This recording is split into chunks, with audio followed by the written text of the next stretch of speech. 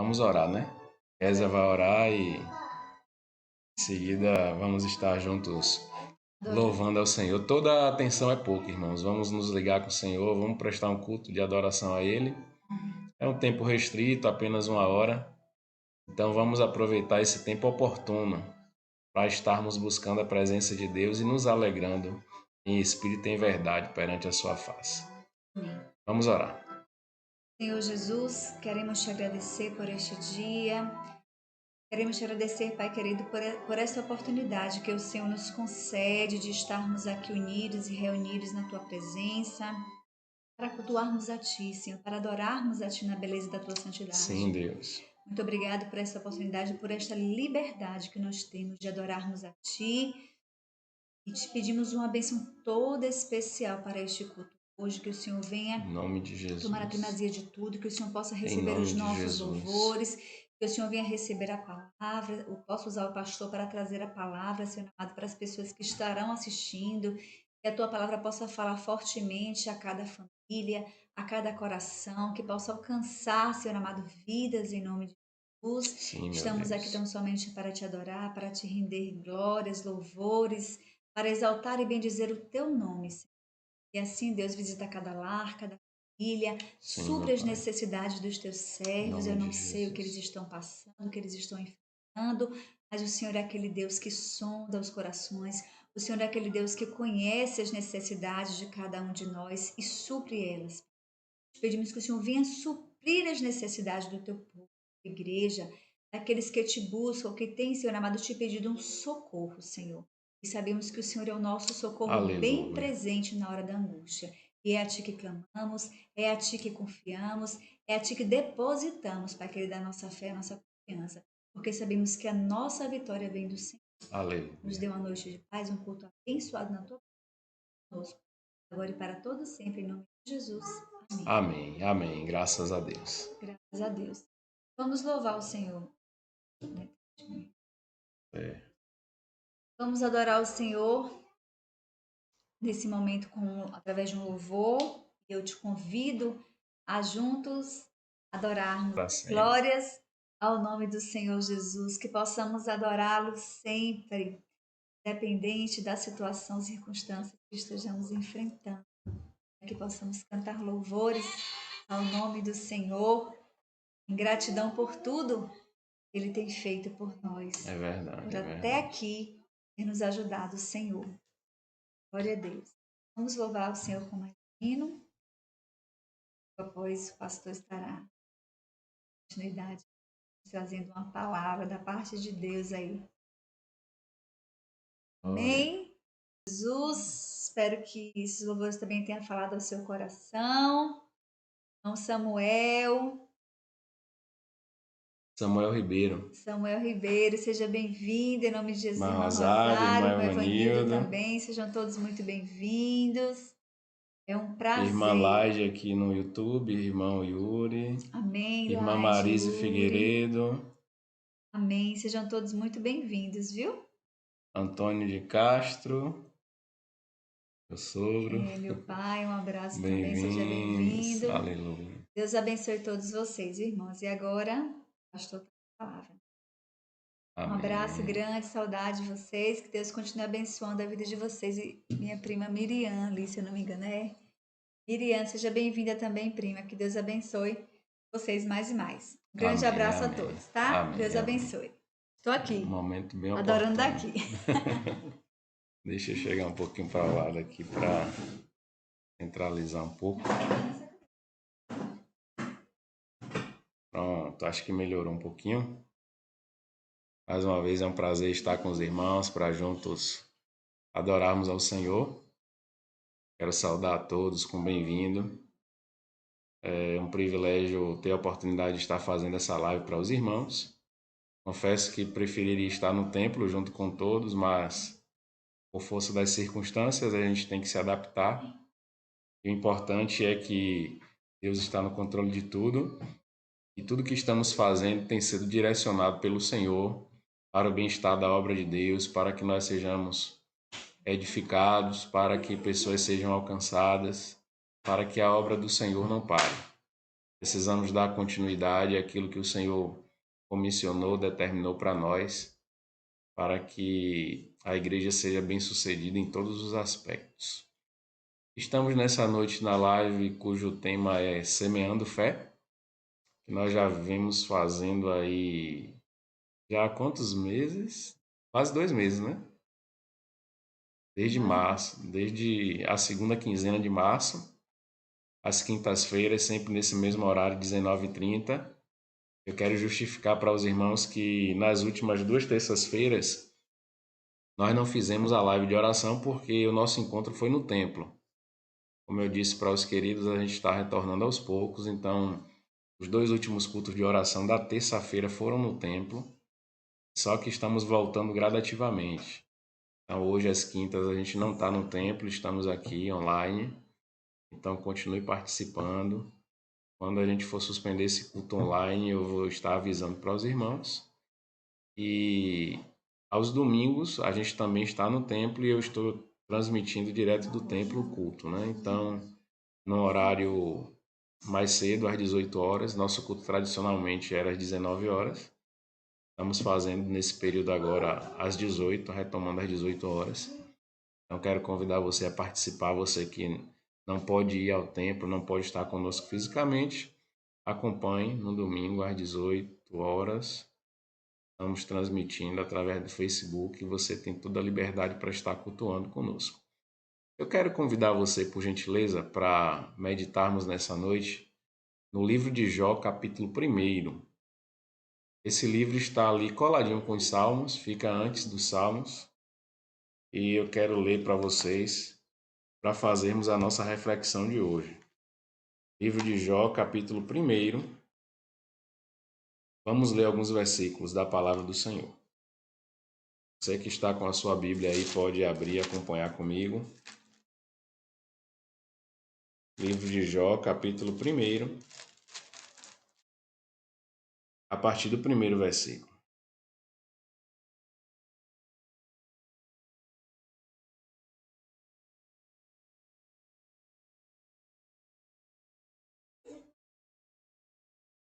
Jó, capítulo 1, a partir do primeiro versículo. Vamos ver o que nos diz a palavra do Senhor. Irmão Everton, bem-vindo. Minha mãe, já falei também, bem-vinda. Deus abençoe. Estamos com alguns irmãos também no YouTube. Vamos lá, vamos ver o que é que nos diz a palavra do Senhor. Havia um homem na terra de Uz, cujo nome era Jó, e este era homem sincero ou íntegro, reto, temente a Deus, e se desviava do mal. E nasceram-lhe 7 filhos e 3 filhas, e era o seu gado 7.000 ovelhas, e 3.000 camelos, e 500 juntas de bois, e 500 jumentas. Era também muitíssima gente ao seu serviço, de maneira que este homem era maior do que todos os do Oriente. E iam seus filhos e faziam banquetes em casa de cada um no seu dia, e enviavam e convidavam as suas 3 irmãs a comerem e beberem com eles. Sucedia, pois, que, tendo decorrido o turno de dias de seus banquetes, enviava a Jó e os santificava, e se levantava de madrugada e oferecia holocausto segundo o número de todos eles. Porque dizia Jó: porventura pecaram meus filhos e blasfemaram de Deus no seu coração? Assim o fazia Jó continuamente. E vindo um dia em que os filhos de Deus vieram apresentar-se perante o Senhor, em algumas outras traduções nos fala acerca de anjos, em que os anjos vieram apresentar-se perante o Senhor, veio também Satanás entre eles. Então o Senhor disse a Satanás: de onde vens? E Satanás respondeu ao Senhor e disse: de rodear a terra e passear por ela. E disse o Senhor a Satanás: observaste tu a meu servo Jó? Porque ninguém há na terra semelhante a ele, homem sincero, reto, temente a Deus e que se desvia do mal. Então respondeu Satanás ao Senhor e disse: porventura teme Jó a Deus, debalde? Porventura não o cercaste tu de bens a ele e a sua casa e a tudo quanto tem? A obra de suas mãos abençoaste e o seu gado está aumentado na terra. Mas estende a tua mão e toca-lhe em tudo quanto tem, e verás se não blasfema de ti na tua face. E disse o Senhor a Satanás: Eis que tudo quanto tem está na tua mão, somente contra ele não estendas a tua mão. E Satanás saiu da presença do Senhor. Irmãos, vejam que texto interessante. É um texto muito conhecido, mas toda vez que eu me debruço sobre ele, Deus fala de uma forma pontual ao meu coração. Havia na terra de Uz um homem chamado Jó. E os estudiosos afirmam que o livro de Jó, ele foi o primeiro livro da Bíblia Sagrada, por dois aspectos que são preponderantes. Primeiro, Jó não fala em momento algum acerca da história de Israel. Subentende-se que foi escrito antes. Jó não fala em momento nenhum acerca da lei de Moisés. Subentende-se que tenha sido escrito antes. Ele era um homem próspero, um homem feliz, e tinha sua vida completamente mudada, por conta da bênção, do cuidado, da proteção do Senhor sobre ele. Só que em um dado momento da vida de Jó, o texto sagrado nos mostra que Satanás, o acusador, se apresentou perante Deus para apontar Jó, alegando que a sua fidelidade estava atrelada àquilo que ele possuía. E, de fato, Jó possuía muitos bens. Nós lemos nos versículos aqui citados que Jó tinha muito gado, muitos jumentos, muitas ovelhas, muitos filhos, a saber, 7 homens, 3 mulheres. Tinha muitos empregados ao seu serviço. Era um homem muito próspero no Oriente, um homem que tinha muito destaque. E Satanás quis tocar nos seus bens, porque alegava que os seus bens eram a sua fonte de fidelidade. Mas Deus, que prova os corações e que conhece o homem, permitiu a Satanás que tocasse no que Jó possuía, com a condição de que não tocasse na vida dele. E Satanás, debaixo da permissão de Deus, porque nós havemos de convir que Deus está no controle de todas as coisas. Primeiro, por sua vontade diretiva, segundo, por sua vontade permissiva. Deus é aquele que pode fazer qualquer coisa, segundo a sua vontade, segundo o seu propósito, segundo o seu entendimento, conforme aquilo que ele estabeleceu. Não compete a mim, que sou homem, questionar aquele que me criou acerca do que ele faz. Eu posso até questionar, mas a resposta dele é diretiva, assertiva. E eu não tenho como me contrapor a isso, porque Deus é soberano. O olheiro não pode dizer, o vaso não pode dizer ao olheiro o formato com o qual ele deve ser feito, de forma nenhuma, porque a autonomia está nas mãos do olheiro. E Jó foi tentado por Satanás. A Bíblia diz, no entanto, que Jó era um homem íntegro, justo, temente a Deus e que se desviava do mal.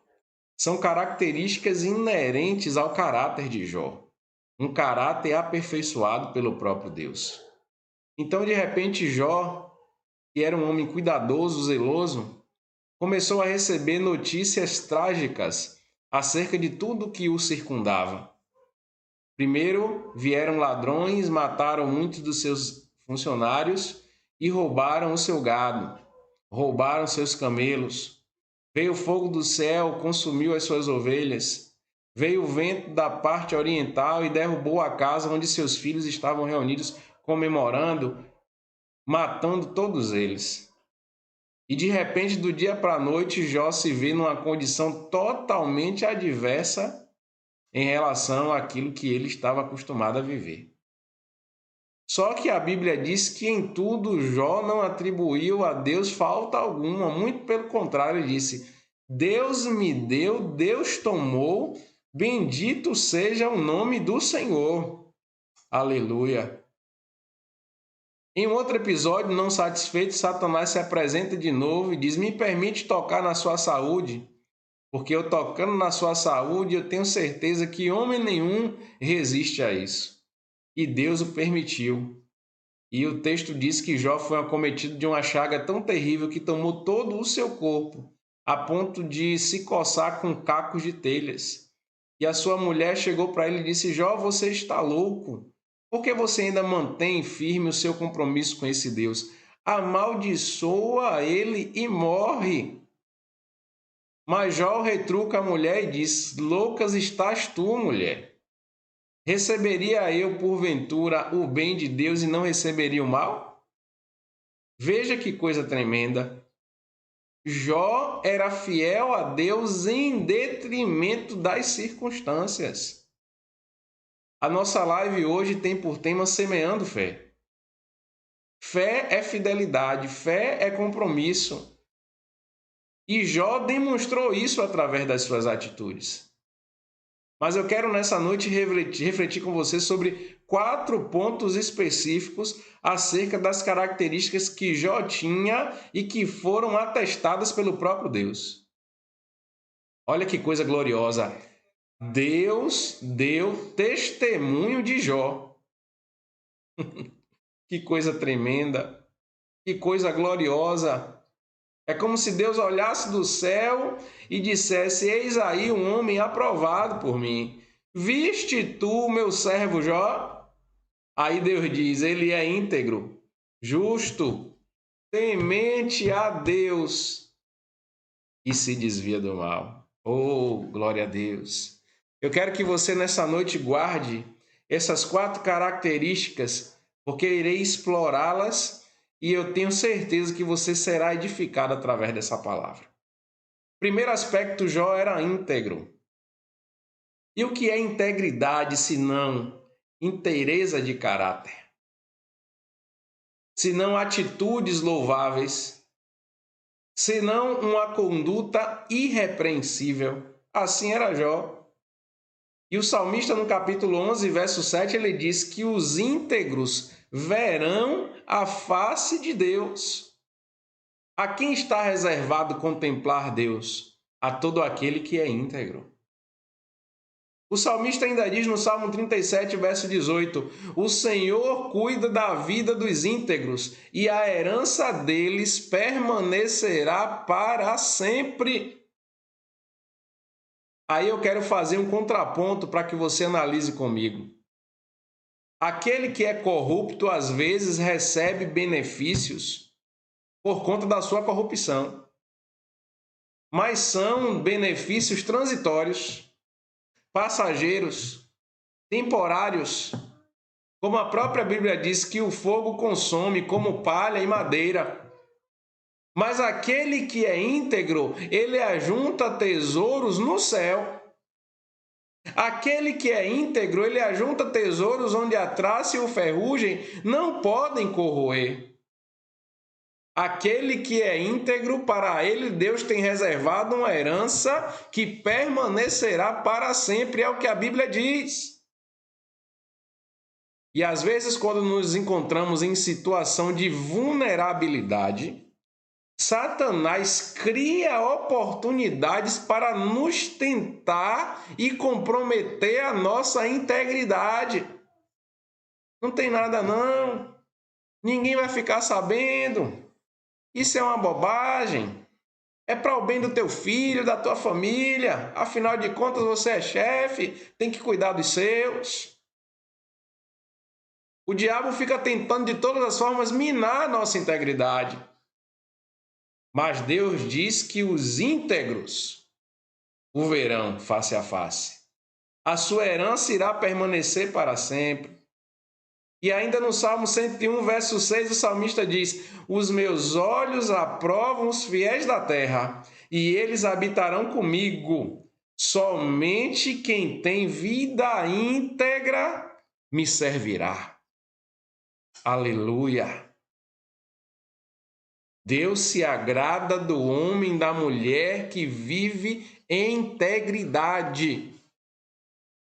Não negocie o seu caráter. Não negocie a sua boa conduta. Não negocie a sua integridade, porque semear fé é permanecer íntegro, mesmo em meio às adversidades. Um segundo aspecto que eu quero colocar para você: Jó era justo. Aleluia. E a Bíblia diz lá em Mateus capítulo 5, verso 6, que bem-aventurados são os que têm fome e sede de justiça, porque serão fartos. Irmãos, ser justo é uma coisa tremenda. O texto que nós lemos nos mostra que Jó era um homem capaz de oferecer sacrifícios a Deus pelos pecados que ele imaginava que os seus filhos pudessem ter cometido no seu íntimo. Aleluia! Irmãos, era um sacrifício previdente. Isso é uma coisa extraordinária. Jó pensava assim: se os meus filhos, porventura, pensarem em pecar, eu já estou sacrificando a Deus para justificá-los. Que coisa gloriosa! Será que nós estamos atuando com esse nível de justiça? Precisamos entregar o nosso próprio corpo como um sacrifício vivo, santo e agradável a Deus. Precisamos de todas as formas se abster da corrupção do mundo e não levar o sacrifício que Cristo fez na cruz do Calvário a uma condição frágil, a uma condição menor, a uma condição que fique comprometido. Não, nós precisamos valorizar o sacrifício que Cristo fez na cruz do Calvário, zelando pela cruz através das nossas atitudes. Quando falamos em justiça, eu quero abordar para você 3 aspectos. Primeiro, a justiça legal, que se refere à justificação. Quem é justificado não pode ser sobre si atribuído culpa. Foi o que Jesus fez conosco. Jesus derramou sangue e disse: olha, Pai, não existe mais culpa na vida dele, porque eu o justifiquei. Isso é a justiça legal. A Bíblia diz que Abraão creu no Senhor e isso lhe foi imputado como justiça. A condição para sermos justificados é crer. Um segundo aspecto da justiça moral, que está relacionada à santificação, está atrelada à conduta que agrada a Deus. E aí eu quero repetir para você o que disse o salmista no capítulo 1, a partir do verso 1. Bem-aventurado o homem que não anda segundo o conselho dos ímpios, nem se detém no caminho dos pecadores, nem se assenta na roda dos escarnecedores. Antes tem o seu prazer na lei do Senhor, e nela medita de dia e de noite, pois será como árvore plantada junto a ribeiros de águas, que dá o seu fruto na estação própria, cujas folhas não caem, e tudo quanto fizer prosperará. Justiça moral, santificação, conduta. Como tem sido o meu procedimento, como tem sido o teu procedimento diante das pessoas? Que exemplo nós temos dado para a sociedade? Isso é ser justo. Terceiro aspecto da justiça, a justiça social, está associada à regeneração, à influência que nós temos sobre o mundo. E como é que nós influenciamos o mundo? Através das obras. Tiago disse: mostre-me a tua fé pelas tuas obras. O que é que nós estamos fazendo para influenciar o mundo? No capítulo 4, verso 17 do livro de Tiago, ele diz: pensem nisto, pois quem sabe o que deve fazer, o bem, e não faz, comete pecado. Quem sabe que deve fazer o bem e não faz, comete pecado. Nós fomos chamados para fazer o bem. Isso é característica de quem é justo. Jó era um homem íntegro e justo. Um terceiro aspecto, Jó era temente a Deus. Aleluia. O seu compromisso estava com o Senhor. A sua referência era o Senhor. Jó foi um homem que não tinha o seu coração voltado para as suas posses, mas para o Deus que havia lhe dado tudo. Em Eclesiastes, Salomão, no capítulo 12, verso 13, diz: agora, de tudo que se tem visto e ouvido, o fim é: teme a Deus e guarda os seus mandamentos, porque esse é o dever de todo homem. Nós precisamos temer ao Senhor, porque o temor ao Senhor é o princípio da sabedoria. Quando nós tememos a Deus, nós estamos acrescentando a nós a sabedoria que vem do alto. Salomão foi um homem experiente que viveu por muitas situações e chegou a essa constatação no final da sua vida, a ponto de deixar isso registrado como legado, dizendo: o fim de tudo é teme a Deus, guarda os seus mandamentos, é o dever de todo homem. Em Provérbios 22, verso 4, ele diz: a recompensa da humildade e do temor são riqueza, honra e vida. Olha que coisa tremenda. Recompensa pelo temor, riqueza, honra e vida. Só Deus faz essas coisas. Só quem teme a Deus tem acesso a esses benefícios. Não sou eu que estou dizendo, é a própria palavra. O salmista, no Salmo 119, verso 120, ele diz: o meu corpo estremece diante de ti, as tuas ordenanças me enchem de temor. O salmista está dizendo: eu tremo diante do conselho de Deus, eu tremo diante das ordenanças de Deus, eu tremo diante daquilo que Deus estabeleceu para que eu fizesse.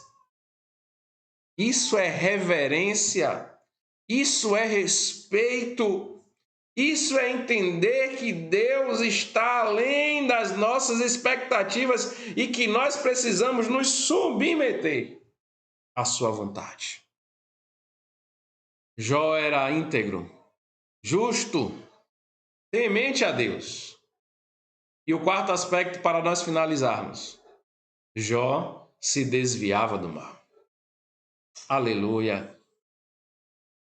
Esse aspecto é tremendo. Paulo, em 1 Tessalonicenses capítulo 5, primeiro no verso 15, ele diz: tenha cuidado para que ninguém retribua mal com mal, mas sejam sempre bondosos uns para com os outros e para com todos. A nossa recompensa, quem nos dá é Deus. Quem nos justifica é Deus. Quem cuida de nós é o Senhor. Nós não precisamos de forma alguma retribuir de maneira ruim, má, o mal que fizeram a nós. Paulo nos fala de forma muito clara: não retribua mal com mal, mas retribua com o bem. Mas a sociedade tem tentado nos conduzir a sermos vingativos, a sermos rancorosos, a cobrarmos o preço nós mesmos. Mas o preço as pessoas não irão pagar para nós, devem pagar para Deus, porque cada um vai responder conforme os seus atos. A Bíblia diz: tudo que o homem plantar, isso também ele colherá. Nós somos chamados à paz, ao amor, à bondade. Não podemos reproduzir o mal de forma alguma. Provérbios 22, 1 Tessalonicenses 5, 22. Afastem-se de toda forma de mal.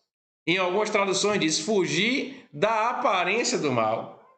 E eu gosto muito desse versículo porque eu uso ele para trazer exortação para a igreja, dizendo: nós não devemos fugir quando o mal já está instalado. Nós devemos fugir quando o mal é aparente.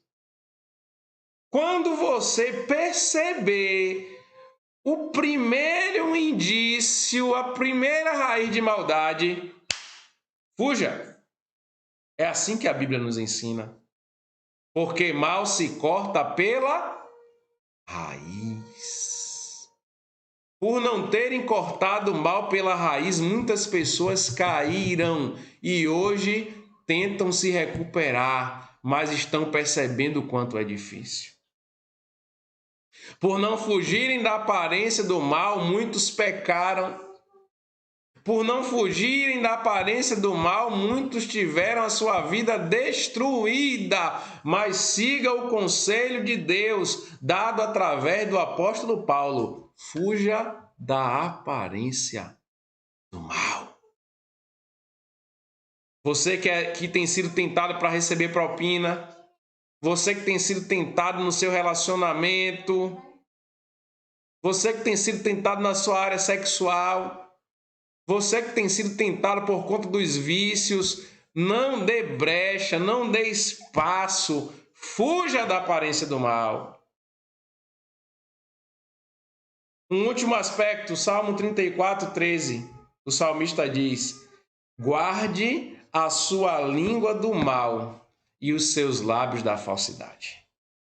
Meu Deus, quantas pessoas têm sido destruídas pelo mal provocado pela língua? Eu falei no domingo que a língua é um pequeno membro, mas que tem o poder de incendiar toda uma floresta. Assim diz o pastor Tiago na sua carta. Nós precisamos conter a nossa língua. Nós precisamos conter todo o veneno que tenta ser exalado pela nossa boca. Uma calúnia, uma difamação, uma fofoca, uma injúria pode trazer consequências terríveis para a vida de quem disse e para a imagem da pessoa que está sendo vítima. Vamos guardar nossa língua do mal, é o que o salmista diz. Na terça ouvimos uma pregação pela irmã Laide, que da mesma fonte não pode sair água amarga e doce. Ou há de sair amarga, ou há de sair doce. Não podemos emprestar a nossa boca ao inimigo para falar de coisas que não louvam a Deus.